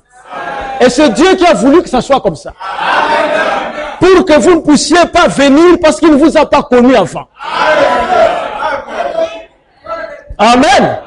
C'est la vérité. Est-ce que nous adorons Frère Branham? Non. Mais pourquoi Dieu a voulu que le nom de Frère Branham soit là? Parce qu'il ne veut pas que ceux qui n'ont pas connu viennent. Et Frère Branham dit qu'un jour, Jésus voulait chasser certaines personnes qui le suivaient, qui ne connaissaient pas. C'est Jésus. Après, il a dit que non, écoutez, Amen. Asseyez-vous, aujourd'hui, je vais prêcher un court sermon. Il a dit, en vérité, je vous l'ai dit. Si vous ne mangez pas ma chair, vous ne buvez pas mon sang, vous n'avez point de vie en vous. Car ma chair est véritablement une nourriture. Et mon sang, véritablement un breuvage. Ah! Il y a des gens qui étaient là et disent, mais vous voyez, quand on vous disait que ça c'est la maçonnerie. On a commencé la nuée et tout ça. Maintenant là, c'est sa chair. 70 disciples les quittèrent. Pierre est resté, il a dit, mais vous, pourquoi vous ne pouvez pas aussi vous en aller et tout ça? Est-ce que vous avez compris ce que j'ai dit? Il dit, en tout cas, on ne comprend pas, mais tu as la vérité. À qui irons-nous? Parce que toi, tu as les paroles de la vie. Frère Branham a prêché des choses difficiles que des fois nous ne comprenons pas. Mais nous croyons. Et nous disons, à qui irons-nous? Amen. Tu as les paroles de la vie. Autre chose que signifie un sceau, c'est la propriété. Vous comprenez? Une œuvre achevée, la propriété. La propriété. Vous voyez, le sceau porte une marque qui indique un droit de propriété. Quand vous avez été racheté par le sang de Jésus-Christ et scellé du Saint-Esprit, vous n'appartenez plus au monde, ni à rien de ce monde. Vous êtes la propriété de Dieu. Amen. Moi, je suis une propriété de Dieu. Je viens à l'église, je suis en train d'enseigner l'église, je regarde la montre pour dire, oh, bien mes frères, on va terminer avant 20h et tout ça, parce qu'il y a les panthères qui vont jouer et tout ça. Je suis la propriété de Dieu. La propriété du monde. Parce que je suis en train d'arrêter la marche de Jésus-Christ pour un match de football. Il termine après église et tout ça. Nous allons prier et tout ça pour les panthères. Ah, mais je sais que je vous dis c'est la vérité. Dans les églises là et tout ça. Et les enfants de Dieu, Seigneur Jésus et tout ça, fait gagner les panthères et tout ça. Jésus est dans le match. Si Jésus était ici, il ne serait pas au stade. Si Jésus était ici, il ne porterait pas les culottes. Ça m'étonnerait, Jésus et tout ça, dehors, il est en train de prendre de l'air en culotte et tout ça. Et le ventre dehors, torse nu et tout ça.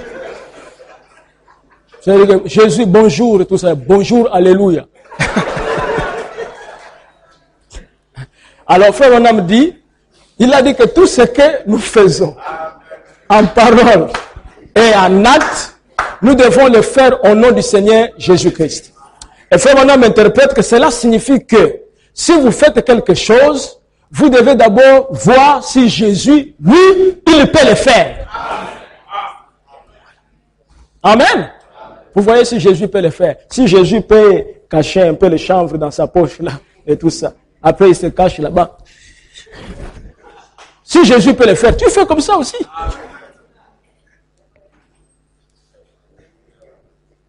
Il y a autre chose qu'un sceau est. Voilà. C'est une sécurité. Le sceau signifie que vous êtes en sécurité. Mes frères, le 7e sceau nous met en sécurité éternelle. Amen. Maintenant, pour vous qui ne croyez pas à la sécurité éternelle, je ne sais pas, vous voyez, mais bon, mais un sceau indique qu'on est en sécurité jusqu'à destination. Malheur à l'individu qui essayerait de briser ce sceau. Et le sceau du Saint-Esprit ne peut pas être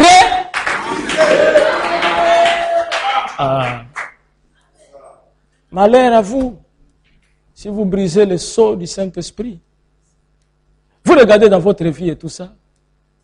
Quel est le péché que vous commettez le plus? Vous dites, oh Dieu, sépare-moi de ceci. J'ai vu dans la vie ce qui donne la joie aux gens. Je n'ai rien vu et tout ça. La cigarette, c'est une joie pour les gens. La cigare, les matchs de football, le tennis. La dernière fois, j'ai même regardé, c'était sur l'internet. J'ai vu là-bas et tout ça. Une femme combat avec un homme et envoie l'homme KO. Ça m'a intéressé. J'ai dit, quelle est cette affaire-là? J'ai cliqué ça. J'ai regardé. C'était un combat de catch. J'ai dit, c'est grave. La femme en slip. Et tout ça. Et l'homme. Les gens sont là comme ça. J'ai dit, chérie, vous voyez? Vous voyez? Et cette femme et tous ces gens-là, ils sont dans les églises. Et c'est la vérité. Et vous ne serez pas étonné de voir les catcheurs même et tout ça. Elle est peut-être même diaconesse ou pasteur. J'ai compris que seul le message de Frère Branham, c'est le chemin. Hein, frère? Vous voyez la folie du monde? Aujourd'hui et tout ça? Vous voyez là où la femme est arrivée? Comment une femme et tout ça peut aller se battre avec un homme? Et elle a tapé l'homme était au sol. L'homme était au sol. Et tout ça. Et la Bible dit et tout ça à l'homme de dominer la femme. Vous comprenez? Comment tu peux aller épouser une telle femme? Imaginez-vous que cette femme-là, elle a son mari et tout ça. Même le mari ne doit pas faire les remarques inutilement. Dieu nous a aimés dans cet âge. Dieu nous a envoyé le message. Mes frères, prenez le message au mot. Moi j'ai pris la décision que 2016, je dois servir le Seigneur. Tout ce qui est inutilement là et tout ça, je laisse ça. Nous devons servir le Seigneur. Ce que vous faisiez là en 2000, c'est pas 15 là et tout ça, laissez ça. Il est plus tard que nous le pensons.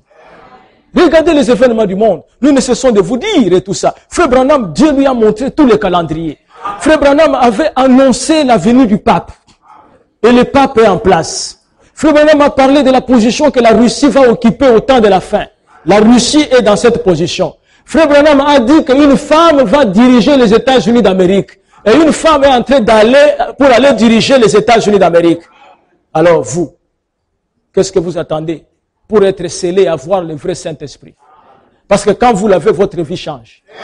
Ça, il n'y a pas autre chose. Votre vie change. Vous n'êtes plus la même personne. Même les mensonges, quand vous les dites et tout ça, vous êtes dérangé. Amen. Vous prenez le Congo-ça et tout ça. Vous mettez ça dans un colis. Vous mettez dans la poubelle. Quand tu vois quelqu'un commencer à dire que tu prends et tout ça, dit, moi je ne veux pas ça. Tu entends quoi?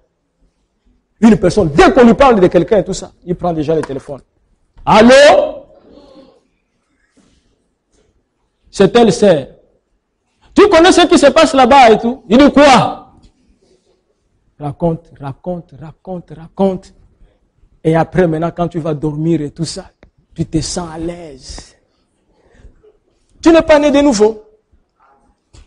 Et tu crées la zizanie. Vous savez, quand vous allez dire à une sœur que telle sœur t'a critiqué, au même moment, vous faites de cette sœur-là l'ennemi de l'autre. Et toi, maintenant, tu deviens quoi et tout ça? Une messagère, un messager de la haine, de la division. Si vous n'avez rien à faire, vous sentez que vous ne pouvez rien faire et tout ça, vous lisez les brochures.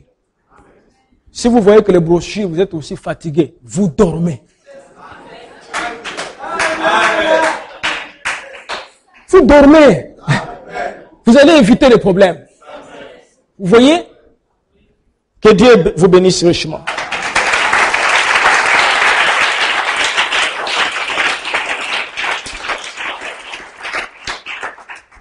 Nous allons nous lever.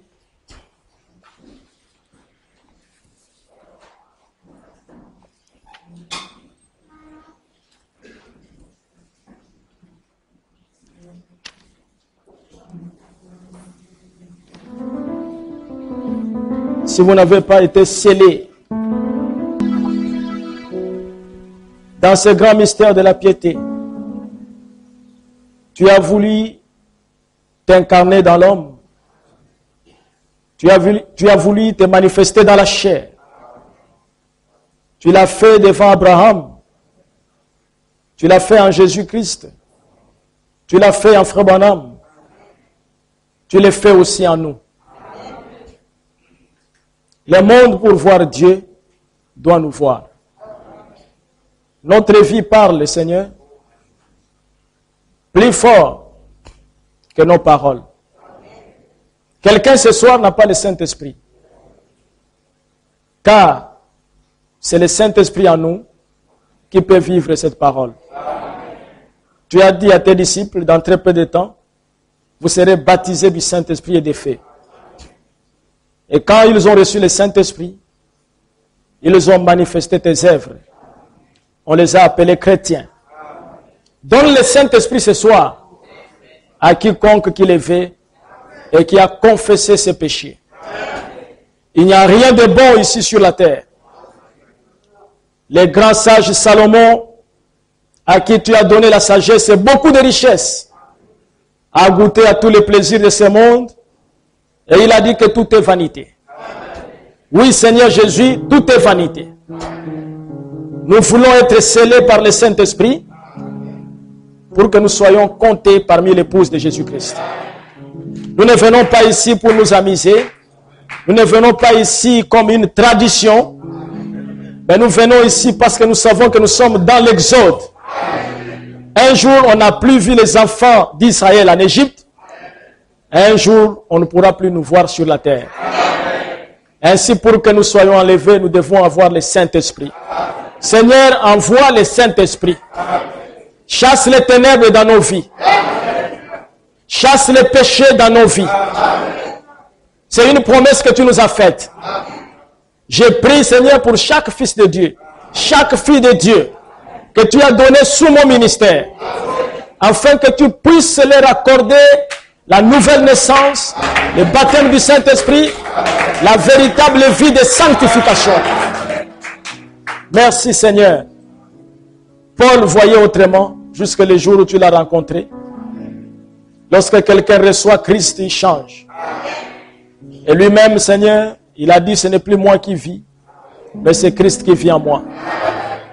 Lorsque le Saint-Esprit vient en nous, ce n'est pas nous qui vivons, mais c'est toi qui vis en nous.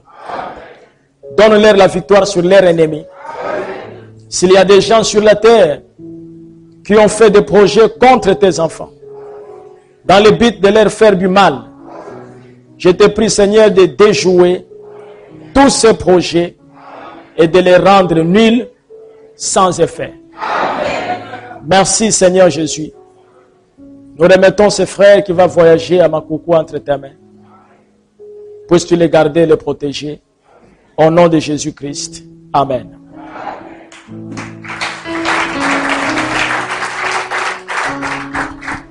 On va récolter les offrandes.